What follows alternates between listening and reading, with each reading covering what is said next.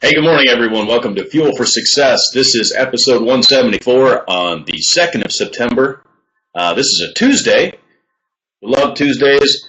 Just like every Tuesday today, we're going to be talking about life motivation skills and life in general. Got some great questions lined up. I want to remind everybody, if you're on here live, first of all, awesome to see you here this morning.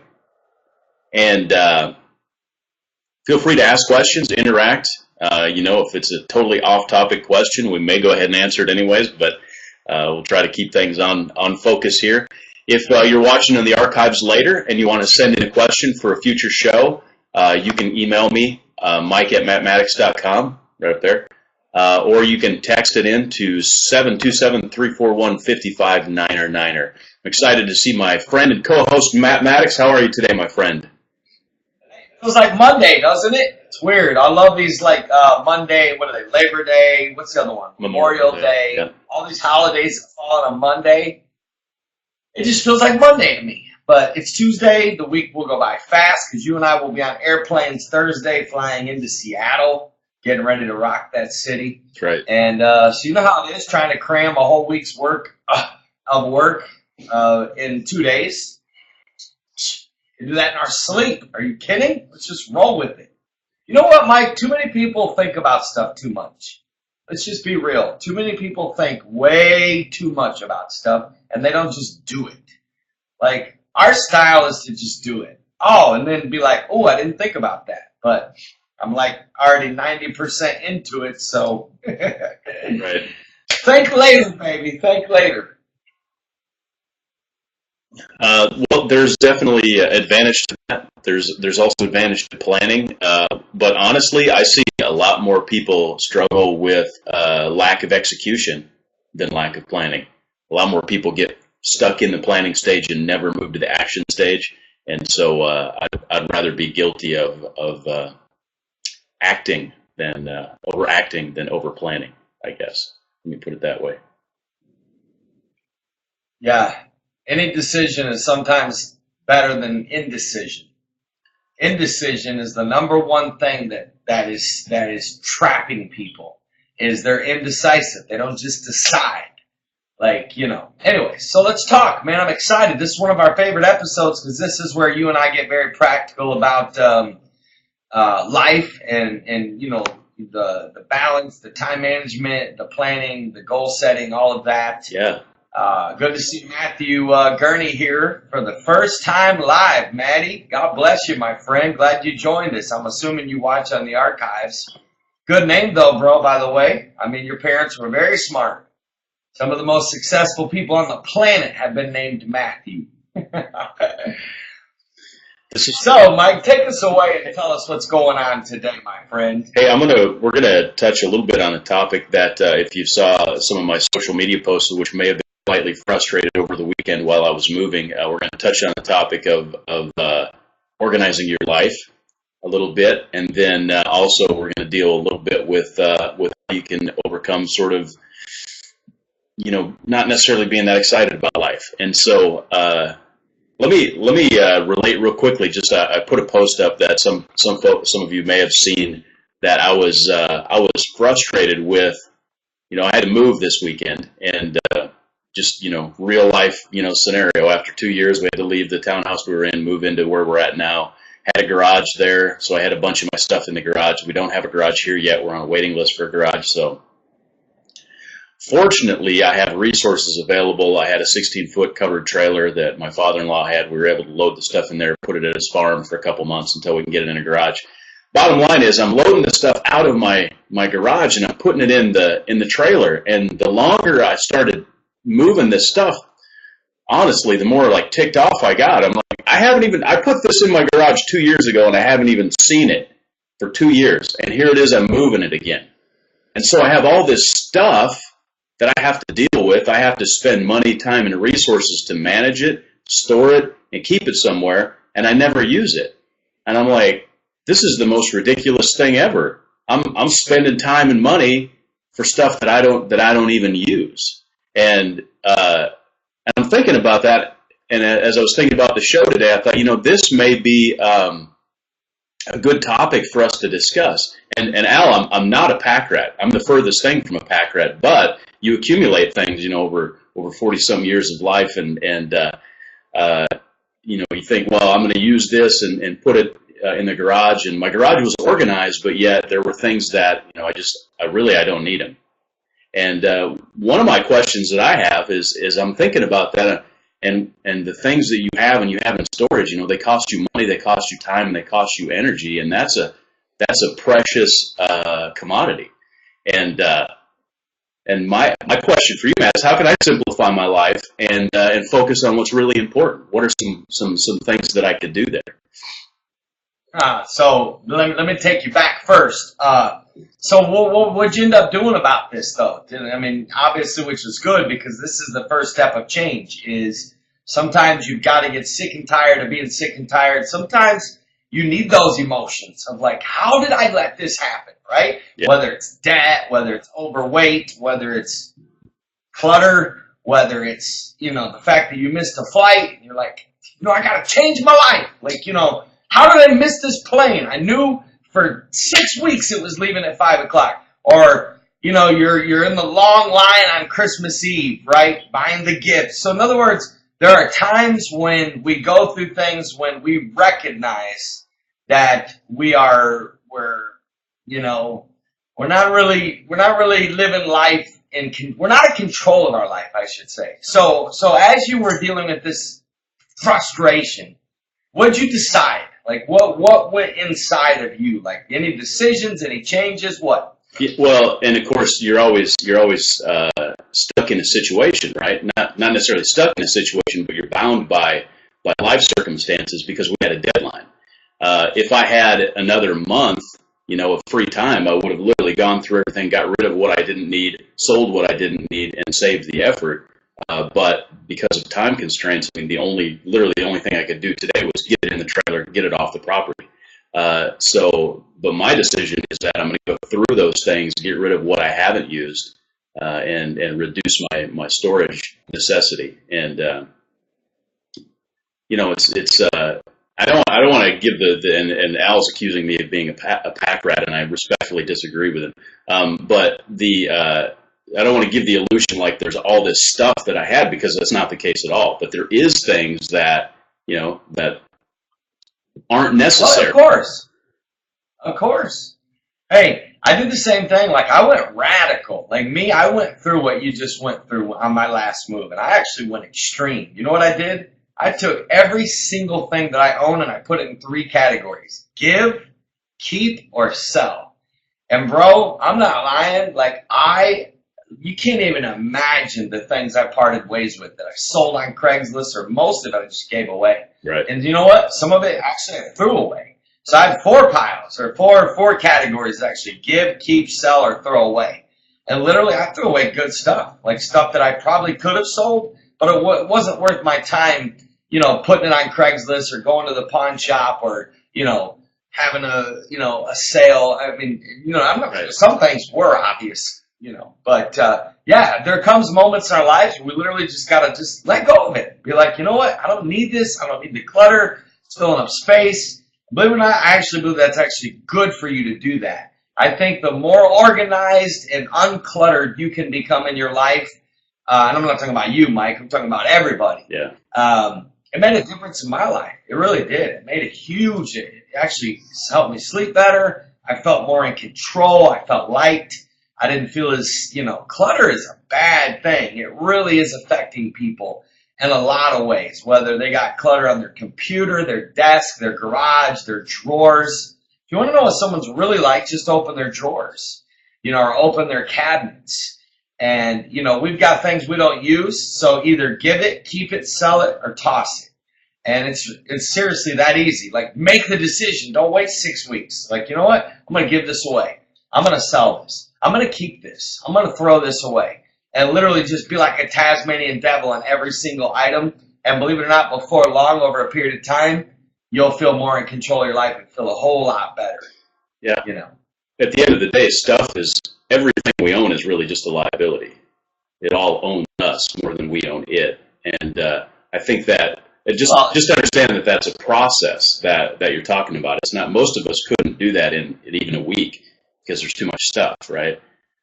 To organize and get rid of it, I mean, even throwing stuff away, it costs money. So Yeah, it really does. Unless you hit all the dumpsters and all the grocery stores nearby.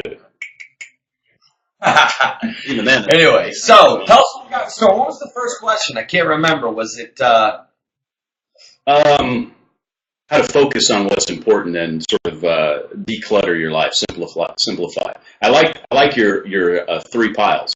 That's in categorizing the things in your life, because stuff tends to clutter. That's also true with intangible things. There are things that we do every day that we should stop doing, and that clutter our lives. Actually, four piles, because I forgot the throwaway pile. So it's right. actually keep, give, throw away, sell. You know what? Honestly, I just went through this with Caleb, okay? As you know, Caleb's really into baseball. Caleb is the type of kid that he masters things. Like when the yo-yo, he was unbelievable. He could have gone on TV and done yo-yo shows. Juggling. I mean, he can juggle like a freak. And he recently picked up magic. And I mean, just blew my mind, blew everyone's mind. He started doing magic videos on YouTube, and he was every time you turn around, he was doing a magic trick. And, we're in the middle of baseball season right now, and over the last probably 3 months, his hitting has progressively gone down. And he had a rough game Saturday, and he just was so frustrated because he has a high standard for himself, and he pushes himself. And so I prayed and asked God to give me wisdom on how to motivate him. Because, when it comes to our children, you got to say the right thing, So I gave it a day. I waited 24 hours, and I texted him. I said, hey, when I pick you up on Labor Day, I was actually taking him to a baseball game. I said, I got a motivational speech for you that will be a defining moment in your life. Like, literally, you'll write about this in your biography. And so he gets in the car and he's like, tell me this speech, Dad. I'm ready for it. I said, I don't think you're ready, buddy. I said, this is going to be a tough one. So maybe we ought to wait a little bit. He said, no, I want it. I want it tougher. And I was like, no, I said, it's going to hurt. This one's going to be tough. And he said, whatever it is, I'll do it. I said, okay, well, you know what? You're not allowed to do magic for the next probably till baseball season is over. I said, because you're the type of kid that you can only focus on one thing. And I said, you go all in on stuff. And to be honest with you, your mind is a little cluttered. I can see it. And you got too much going on in your life. You got school, you got church, you got youth group, you got friends. You live with dad, then you live with mom. And I said, Caleb, you got to learn that in life, you got to cut away the fat. You got to say no to the good to say yes to the best. And I said, so if you truly want to be better at baseball and hit better, you got to give yourself to it, and you got to get your mind uncluttered and get more focused towards hitting and your practice, even the mental side of it, back to the focus. He was lacking focus. Right. And believe it or not, and he agreed to it. He said, you know what? I'm done. He said, I'm not going to do magic till the end of baseball season because that's just the type of kid he is. Now, other kids could, and I'm not depriving him. Hey, he lives a great life. But at the end of the day, though, and this is where why people don't succeed. Because people that don't succeed listen to that story and they're like, that guy's so extreme. I can't believe he's not going to let his kid do magic tricks. No. What you don't get is the power of, if you have a goal, that you've got to cut out everything and go after that goal. And listen, success is brutal. If you think success is easy, you're out of your mind. Start studying success. Start reading biographies. Start reading what people like Steve Jobs and Walt Disney really went through. Start reading about people that had to make tough decisions, to say no to birthday parties, to say no to cookouts, to say no to, days off, to say no to, trips. I mean, you wouldn't believe the price that people got to pay to succeed. So at the end of the day, the secret to focus is to focus, and it's brutal. It's not easy to focus. Are you kidding? It is the hardest thing you'll ever do is become a focused person. I'm going through it right now. I'm going through an extreme decision right now of cutting out all the fat and getting down to what really matters. And it's not easy, Mike. It really takes, do you really want to reach your goal? Are you willing to do whatever it takes? Are you willing to pay the price? If the answers to those are yes, You might have to say no to the magic tricks for now. You might have to say, I'm sorry. You know what? Could I do this? Do I enjoy this? Absolutely. But it's just something that's distracting. And Caleb admitted it, of course. He goes, yeah, it is. It's really been distracting my mind because Caleb's the type of kid, he goes all or nothing. That's just his makeup. And so I had to tell him, you got to focus, my friend. You know, at the end of the day, you're mastering magic. You're baseball. Baseball's an everyday sport. People wonder, why are you guys always doing baseball? You don't realize it's the hardest sport of any sport to play. You have to do it every day because of the power of muscle memory and developing the right mechanics. And anyways, it's not a baseball show, so I don't want to go there. What's your take on that, Mike? Well, I think the concept is powerful, and it applies to. And we sort of started talking about the physical things and decluttering our lives, and the 4 piles that you mentioned. Those also apply to every aspect of our life. Whether it's your business, you've got maybe several different business concerns, and I'm really in that place, in a place of being cluttered from a business standpoint, and from my daily activities, the things that I do every day. I'm really going to sit down and evaluate that. I'm going to write a list and say, what am I going to keep? What am I going to give?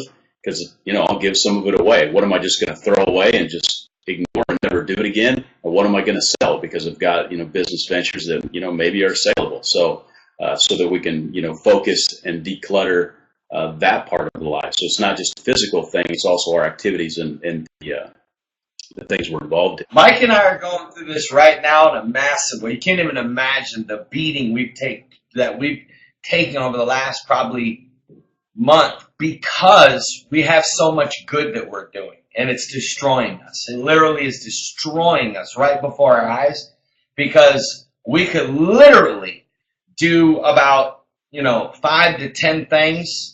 And all 5 to 10 of them are worthy, they're noteworthy, they're powerful, they change the world, they're necessary. But it's magic tricks or baseball. And I told Caleb, I said, now time out.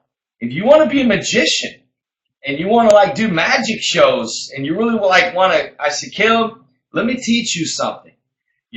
Anybody your goal is pick one thing. I don't care what it is. If you want to be the janitor, if you tell me you want to be you want to tell me you want to be a dentist or a doctor, I don't care. My job as a dad is to show you how to succeed and to give you the success principles. You tell me you want to play professional baseball.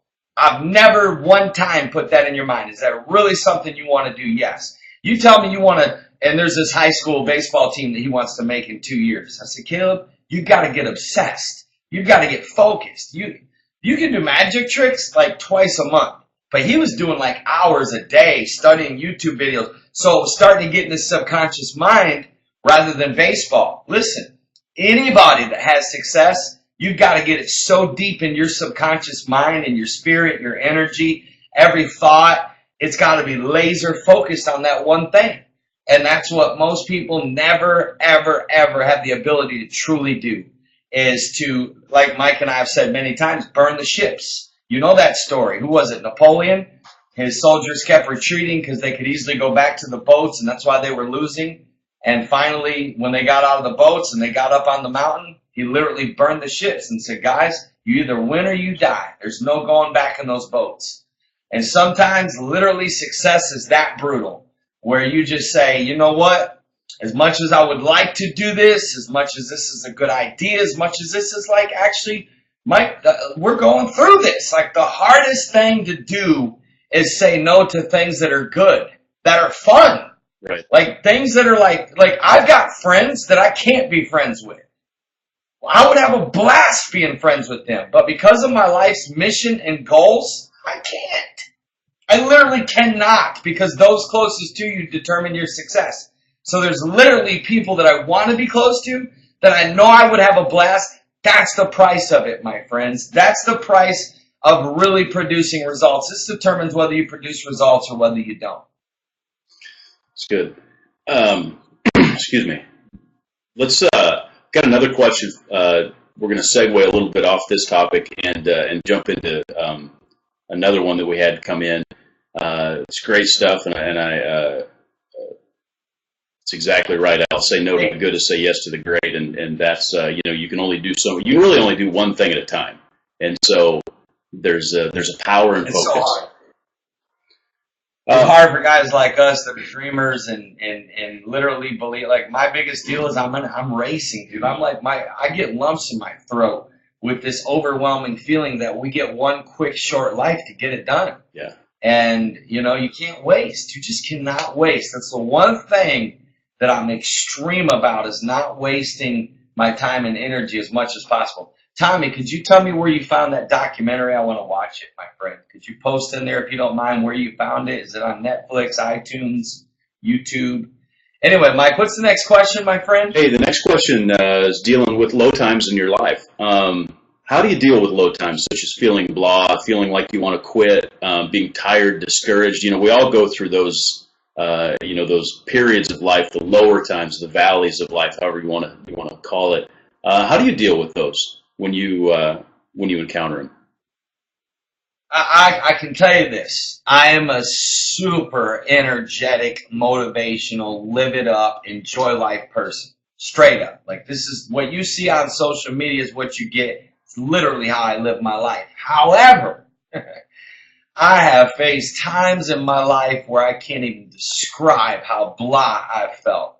How just out of gas, how out of energy, out of fight. Don't want to even, you know what? There's times I just want to disappear, get a normal job, pay minimum bills, mow the grass, wash the car on Saturday.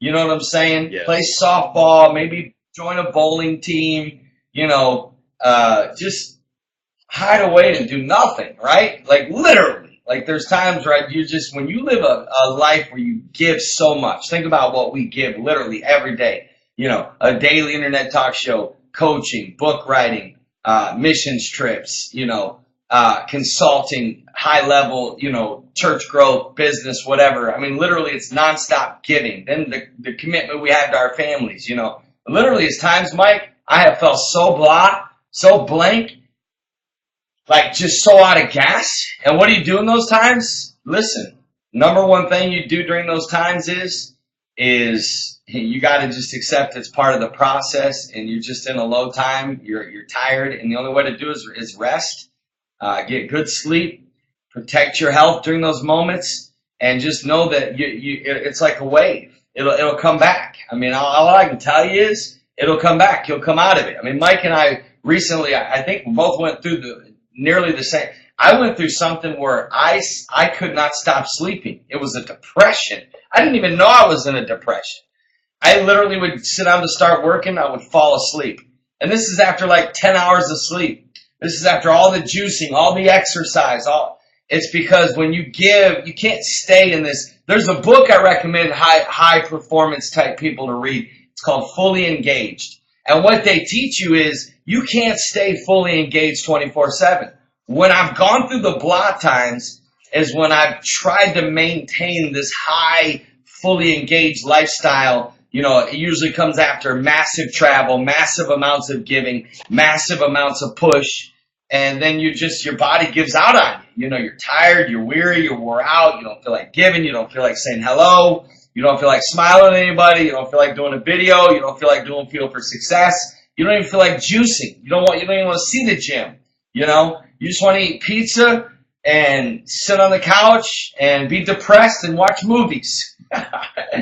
So, I mean, you just go through it, my friend, You literally go through it. It's like a wave. It comes in and out. You'll get out of it. Just sleep a lot, rest a lot, and you'll get out of it. I'm out of it. I'm back out. I'm back in my flow, baby. The blah is over for me. But I went through a major blah, and it just depends on what you're going through. Like Mike could be in a potential of a big blah right now because the guy just moved. That's the second most stressful thing a human being can face, second to death. Like, literally, they rank moving second to death when it comes to stress.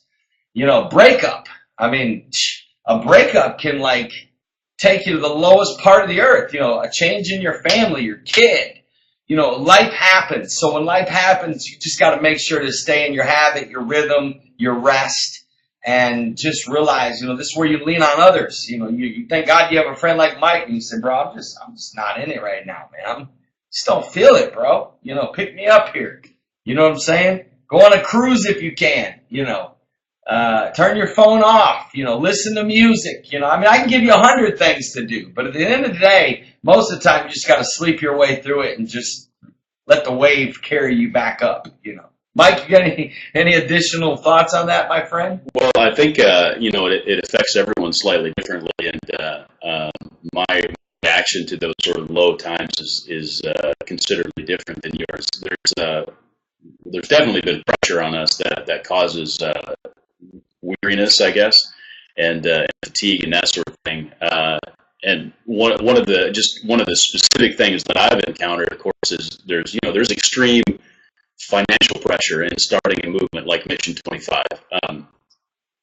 Extreme financial pressure, and so those are the times that like Matt mentioned. Sometimes you're like, man, I just want to get a regular job, right, with like a regular paycheck, and so the bills are paid and they don't get disconnection notices, all those sort of things just that are associated with extreme financial pressure. And in my case, the way that I really overcome it is just to really focus on the vision, right? Focus on 3 years from now, focus on 5 years from now, focus on the things that we're trying to do, because to me, there's a part of me that stirs with the battle, and it's like, you know what, bring it. This is the battle. If I'm swinging the sword right now, I'm fighting the fight. If this is what it takes, then I'm good. And for me, that energizes me and kind of brings me out of that.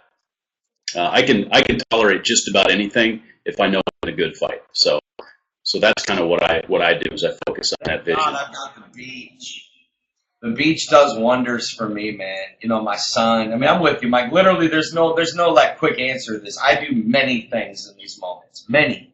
I definitely don't give up. I can tell you that. And I like what Mike said. When you keep your eye on your big vision, you can't quit. You just can't. I don't care how tired you get. I don't care how blah you feel. I don't care how discouraged. You can't quit. Even people that tell me I have close people that work with me that tell me they quit. I laugh. I literally start laughing. I'm like, I just start laughing. Like, I laugh because I'm like, okay, we'll see you back in a few days. It'll be all right. You have too much passion to quit. You couldn't do it if you wanted to. You literally you couldn't do it. So, see you in 2 days. Love you. You know what I mean? Like, because like what Mike said, when you got a vision and a passion, there's no quitting. You can't quit. There's no way. Anyway, so that's a good question, Mike. That's something we definitely should consider diving back into, because I feel like I gave a rushed answer, and there's so much more that I do practically during those times.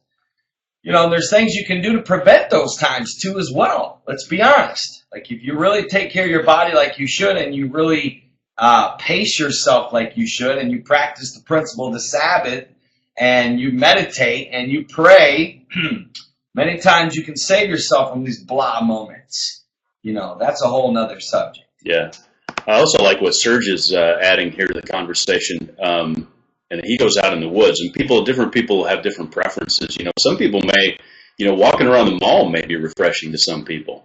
Not to me. I'm with Serge. I'm like, if I go walk down by the river, I can take a 1 hour walk along the river by myself, and that is so therapeutic and refreshing that, for me, that works great. Or just spending, a couple hours fishing or something of that nature. Just away from everything. Yeah, and do the things that refresh you. Do the things that refuel you. If you need to be refueled, do what refuels you. Do the things that energize you. So that's what I do, and that's what Serge is saying, and that's good. I like what Tommy's saying. Cycling, yeah. I'm with you, bro. There's nothing like getting on a bike and just getting out in nature. And these are the little things I do as well, and I know Mike does as well, to refuel. So that's good. That's very good. And honestly, a good workout too. If I'm stressed and I'm feeling blah, I'll go, I'll hit an hour of cardio, and that does wonders. There's something about physical activity. So I agree with Tommy on that. So that's a great. And there's certain friends, there's certain family, there's certain people that you can get around that'll lift you up. And if none of that works, watch Fuel for Success, my friends, because that's why we're here. We're here to refuel you. We're here to pump you up and re-energize you and help you get out of your rut, your blah, and your negativity and your depression. That's right, baby. This is what Fuel for Success is all about. That's why we come every day. Every day, Mike and I are here at 9 a.m. Eastern Standard Time for you, for you out there that need encouragement, that need inspiration, that need practical coaching. It's really literally like sitting down and hanging with us at a coffee shop. So if you want more vibe to this, grab you a cup of coffee, my friends. Ask us questions. Interact. As you can see, Mike and I are always referring to comments and questions that come over here on the chat box. And then, of course, put us in your iPod, man. You need to put us in your iPhone, your iPod, by going to iTunes. All you got to do is type in Fuel for Success. And literally every time we do an episode, cha-ching, it pops up on your phone. It drops on your iPod. And here we are with you, literally in your ears while you're jogging, while you're folding laundry, while you're doing dishes, while you're washing the car, cleaning the garage. We are here for you, my friends, every single day, Fuel for Success. And then don't forget our website, fuelforsuccess.tv. And don't forget you can watch any previous episodes. And there are some, Mike, we ought to literally post our top 10 episodes on the homepage, like called Fuel for Success Top 10 right here. That's actually a good idea. We should do that. That's actually a good idea. Not bad. Add that to your list of 174 things to do, my friend. Mike, we should tag in today, so I'm game if you are. Yeah, definitely. We'll do a Fuel for Success for each other. We'll do a little spreecast. How's that sound? Sounds good. I'll set it up. Yay. Hey, we love you guys. We appreciate all. Serge, good to see you. Al, Tommy, all of our faithful few. Mary, thanks for your comments. Good stuff out there. We really appreciate what you had to say. Focus, Bethany, good to see you as well. Karen, also good to see you. Ellen Ray from Canada. Mike, you know what? Canada shows up. Canada is a producing country. It's true. They show up. They show up to Mission 25. They show up to Fuel for Success. Canada's outdoing America right now. They're outdoing America on Fuel for Success. So to all of our Canadians, we say we're sorry. We're sorry. We're sorry you enjoy our show. Awesome. Well, hey, we'll see y'all tomorrow, and make the very most of your Tuesday. God bless y'all.